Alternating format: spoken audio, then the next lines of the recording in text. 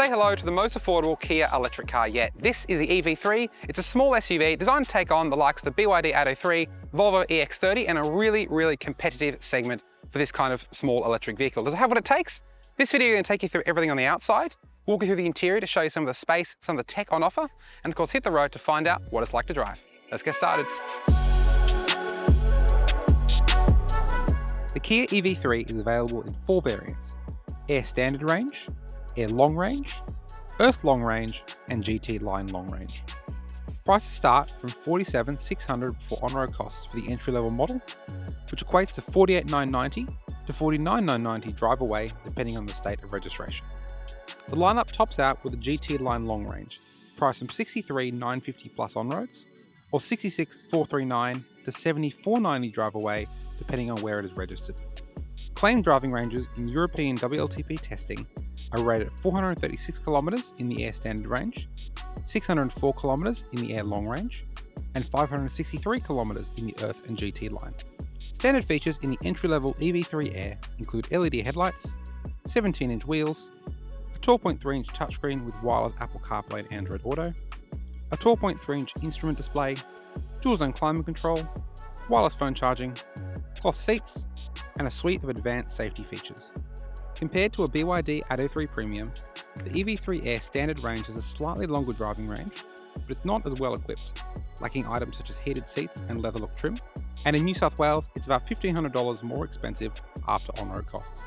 The Earth grade adds 19-inch alloy wheels, a power tailgate and driver's seat, leather look trim, heated and ventilated front seats, and a heated steering wheel, while the GT line adds unique styling, head-up display, Harman Kardon stereo, a sunroof, and more.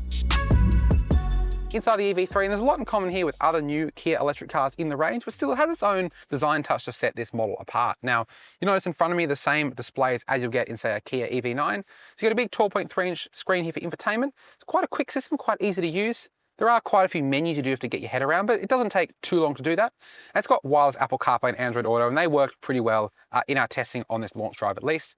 Built-in sat-nav, all the things you'd expect, as well as support for over-the-air updates, so you can update the software without having to go to a dealership, as well as support for the Kia Connect phone app, so you can do remote locking and check on your car from outside and from a different place. Now, ahead of me here is a 12.3-inch driver's display. Clear, easy to use, not a whole lot of customization in it, but does the job, and you can see trip computer, tire pressure, all the things you'd expect of the driver display, I suppose. Now, between those is a small 5-inch display for your climate controls. Now, you'll notice Kia hasn't gone all in on the infotainment-based climate control. There are still some shortcut buttons here for temperature as well as fan speed, so you can control those pretty easily while on the move. But a lot of your other functions like recirculating air, your demisters, are on a bit of a touch-sensitive screen here. It's a little bit fiddly, and when I bring the steering wheel out, you can see to roughly where I would sit while driving. It's a bit hard to see, and the steering wheel does block it, but you can sort of crane your head around, and I suppose the thinking is that you won't use those functions too often, so there isn't such a big deal that they may be covered part of the time, and you can press a button in the top left that brings those features up on the main screen, which is good. There are a lot of sustainable materials throughout the cabin of the EV3. Now, pretty much everything you touch is either made in a sort of sustainable way or has been recycled from something else, whether it's the fabric on the dashboard here or the covering on the doors. Now, this car here is the GT line model, so top of the range. It does get this fabric here and some slightly nicer materials than what you get in the base model. It's a bit hard and scratchy on the doors in the base car, but overall it's pretty nice, and your touch points like your armrests, both on the center console and the doors, are pretty soft, and the steering wheel is quite good too, so it has pretty good comfort when you're driving this car on the move. These seats, again, this is the GT line, so they're covered in a synthetic leather-like material, but even the base model Air seats, which are a cloth, are really soft, really supple, and quite comfortable on a longer drive, as we're doing today on this launch drive. Heated ventilated seats in the top 2 model grades, not the Air. It's nice to see that you don't have to go for just that flagship grade to get that feature. And other things like dual zone climate control, decent sound systems are all standard across the range. So it is pretty well equipped, and a bit better equipped than, say, the larger EV5, but perhaps isn't quite as richly specified as a BYD Atto 3 or some of the Chinese competitors in this market segment. Elsewhere in the cabin, you'll notice here in the center console, this being the GT line, it gets a little extendable table in place of a center console. So you lift this armrest up, and there's nothing there. Lower grades do get a center console and a bit of space up here. I don't really understand the point of this table, to be honest with you. I guess it's good for working on the go if you're charging and want to use a laptop, but I would rather have some more storage up here rather than have this. And it does feel a little bit hollow. It sounds hollow, I should say. Elsewhere, loads of open storage down here, different color depending on the model you go for. USB ports, 2 USB and one 12 volt down there. And overall, it's a nice cabin. There's some good storage as well in the doors, decent amount of space there. Glove box is nicely damped and feels quite good, as well as a sunroof in this GT line grade. And overall, it's not as flashy, perhaps not as outrageous and outlandish, I should say, as a BYD interior, and perhaps it's not quite as richly specified, but still gets the basics right. It's comfortable, it's easy to use, the technology is great, and yeah, not too much to complain about in the front of the EV3. The EV3 is a small car on the outside, so you wouldn't expect limo-like space in the back, but it's still pretty generous back here. Now, Kia says obviously the Atto 3 is a bigger car on the outside, but this actually has pretty similar interior dimensions on paper to that car. I have to say, I do concur with that. You can see decent knee room here behind the front seat. This is set up for where I drive. I'm 186 centimeters tall or 6'1". Yeah, decent knee room, decent headroom as well. Not cavernous, but still pretty decent. This is quite a boxy and tall SUV style car. The tow room is a little bit limited under the front seat with this set low, though you can bump it up a bit and get a bit more room for rear passengers back there. In terms of amenities, it is quite good. You can see USB ports on each front seat back. You've got air vents as well for rear passengers. A bit of storage in here down below. Map pockets as well there, of course. Bottle holders in the doors. They're a little bit small. They are just bottle holders. They're not really big door bins, but that's okay for a car of this size, as well as a fold-down center armrest with a pair of cup holders there as well. Now, space aside, seat comfort in the back here is pretty good. The bench is a little bit flat, but it's okay for this size of car, and under thigh support is actually pretty decent. Electric cars tend to struggle with that because the battery under the floor tends to push the rear floor up a little bit higher, but it is okay in the EV3. You'll notice the floor is flat in this car, which makes it a bit easier for middle seat passengers. It is obviously quite a narrow car, so you will struggle naturally in the middle seat, but it's okay for shorter journeys and what you might want to use this car for. It is worth noting, as with many Kia electric cars, this car has what's called vehicle to load. So basically you can use the car's battery to power external electrical devices, from laptops to kitchen appliances to hair dryers, whatever you can plug in, essentially uses a 240 volt home power outlet. There's one socket under here on the bottom of the rear seat bench. Kind of hard to see from where I'm sitting, but you can see there is a bit of a slidey thing there. We've also got an adapter you can plug into the outside charging port and do it from there. It's a handy feature, whether you want to go camping or something like that. And you are effectively driving a big battery on wheels, so why not use it to power external devices? And overall, this is a nice place to be in the back of the EV3. Not the roomiest in the class, but still pretty roomy, and I think it'll do the job just fine for a lot of customers of this car. Now, pardon the umbrella, it has just started to rain here, but what I can tell you is the boot of the EV3 is actually pretty big for a compact SUV. 460 litres of space is what Kia claims on paper, and it does feel quite roomy for this market segment. You can see it is pretty versatile too. You've got a 2-position boot floor, so I can drop that down to get a little bit more space as well. Bit of a low lip as well, whether I want to get rid of that or have that. Interestingly, under that there is a very spare tyre shaped space. Now, Kia says there are no plans for a spare tyre and that it hasn't been designed for one, but I reckon you could probably fit a space saver in there if you're a little bit creative. Now, cargo cover as well, that you can remove obviously when you go to fold the seats down 60/40, and there are things like some lights and bag hooks, a bit of space on the left side as well. Not a whole lot to talk about in the boot, it's just a big and quite a rectangular space and an easy space to use, assisted by a power tailgate that's on this GT line spec as well. Now, in addition to that boot, you also have a 25-litre storage space where the engine would go in a petrol car. A lot of people call this the front trunk. It's based on the American term. It's not a huge space, not as big as a Tesla, for example, but it's probably enough for fitting your charging cables or perhaps some smaller things on a less regular basis.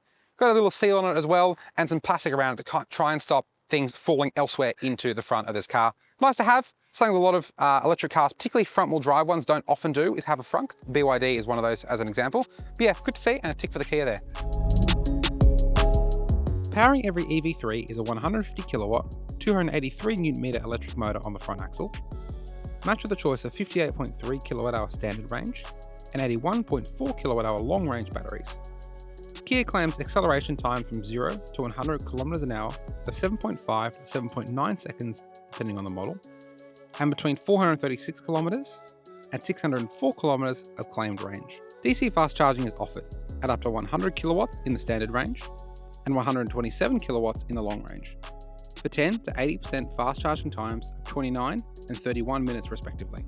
AC home charging at up to 11 kilowatts is also available.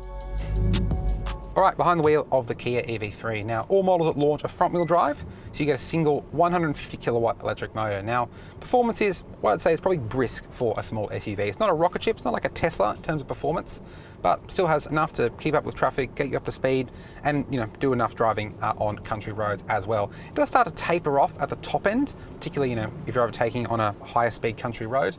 And off the mark, acceleration can be a little bit lazy, particularly in eco and normal modes. It's not quite as snappy as you might expect of an electric car, but you can put it into sport mode and it does alleviate that somewhat. And I suppose it does feel a bit more conventional, more like a petrol car, which some drivers, obviously coming from a petrol vehicle, may appreciate.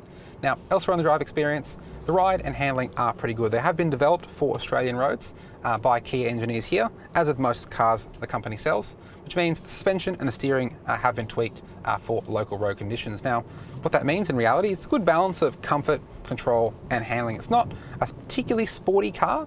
It sits flat in corners, the tyres have decent grip, but it's not what I call a particularly dynamic or fun car to drive, but it does the job and it's quite competent feeling. Around town, over bumps is pretty supple.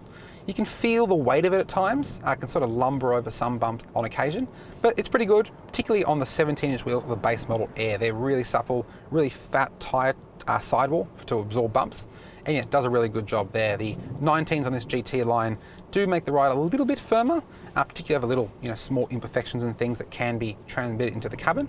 But overall, it rides well, and it's good balance, as I said, of comfort and control. In terms of braking, being an electric car, you'll be using that regenerative braking function a lot of the time behind the wheel. And as with all Kias, it can bring the car to a full stop just on the regen qualities alone without having to actually touch the brake pedal. It's called a single pedal drive mode, or iPedal in Kia speak. Now, new for the EV3 though, is you can actually control how strong you want the regen within that single pedal mode. So rather than just needing to go for the strongest mode when you have one pedal on, as with past Kia EVs, you can now set it to say have the lowest level of regen, but still have it eventually bring you to a full stop and sort of apply that last little bit of braking when you get at lower speeds. It's a cool feature, good to have that level of adjustability. And you can also set it to an automatic setting. So basically the car will figure out how much regen it needs based on the distance to the car in front, the speed you're going, the road conditions, things like that. It's a cool feature and good to have the level of customizability that Kia offers you here compared to, say, a Tesla, which is effectively full regen or, well, no other option, to be honest. Now, the brake pedal itself is okay. It could be a little bit more linearly weighted, a little bit wooden near the bottom of the pedal, a bit firm, but you'll get used to it over time and isn't too bad. And there can be a few quirks with how the regen braking sort of comes on and off at lower speeds, but it's, again, a little very minor observation and isn't too much of a big deal in this car. Other things to call out with this car are the safety aids on offer. Now, being a new car, Kia is going for a 5-star NCAP safety rating, so there's a bunch of different driver assistance features that work mostly well. Things like the lane centering assist, the adaptive cruise control work quite well, and the car will even change lanes on the freeway for you when you turn on the blinker, which is actually a pretty cool, bit gimmicky, but still a pretty cool function. Now, what isn't as good is the speed sign recognition system. Now, again, it's something that Kia has to have to get a 5-star NCAP safety rating. And as with other Kia cars we've driven recently, it will automatically turn on when the car switched on, and it will default to beeping at you when it thinks you've exceeded the speed limit, even if it has actually misread the sign. So for example, whether you're driving on the freeway at 80 k's an hour and you come into a new zone it sees an off-ramp, for example, that's 60 k's an hour, the car may detect that and then beep at you when it thinks you're speeding when actually you aren't. You can turn off the audible alert by holding down the mute button on the steering wheel, and it does turn it off, but the car, as you can maybe be able to hear in the background, will still beep at you when it detects a new speed limit, which is a little bit annoying, and there's no real way to turn that off other than basically turning off the entire system, which I suppose defeats the purpose of having it in the first place. Also fitted to this car is a driver attention monitor. Again, another thing that needed for a 5-star NCAP safety rating. On the steering column here, look, it is more intuitively calibrated than some other early iterations in Kia cars, as well as some other Chinese cars, but can obviously beep at you if you look away from the road for too long and are fiddling with a touchscreen, for example. It's not too annoying, and you can turn it off, but it does restart every single time the car is turned on, which can be a bit frustrating if it's a feature you don't like. Also worth calling out is the visibility in this car. It's pretty good at the front and at the sides, and the wing mirrors are also a pretty decent size as well, and over the shoulder visibility is okay. You obviously have a blind spot monitoring system to help you out there. It could be a smidge better at the back, but it's pretty good overall. It's quite a quiet car to drive as well, not too much tyre noise on country roads and coarse chip surfaces, and yeah, quite hush. And obviously that electric powertrain does generally help with keeping the noise down at a cruise. And look, overall, really impressed with the way the EV3 drives. It's comfortable over bumps, quite composed in corners. There's enough performance for the intended customer. Obviously, there will be a faster model coming a little bit later down the line, but this car has more than enough for most buyers. And yeah, Safety stuff works pretty well. It would be nice to have a few less beeps and bongs. But yeah, overall, quite impressed with the way the EV3 drives. So there you have it, the new Kia EV3. This is a really impressive compact electric car. It's not quite as well equipped, perhaps some of the Chinese cars in this segment, though it is sharply priced at the entry point. Loads of tech inside, great space, great comfort on the road, and it is quite nice to drive as well. Comfortable over bumps, enough punch, quite energy efficient as well. And yeah, really impressed by this car. And if you're in the market for a small SUV style electric car, this should be at the top of your shopping list. If you enjoyed this video, consider giving us a like. To stay up to date with the latest content on our channel, from reviews, comparisons to our Drive Car of the Year, judging awards as well, click the subscribe button. And of course, to read the full written review, head to Drive.com.au at the link in the description down below.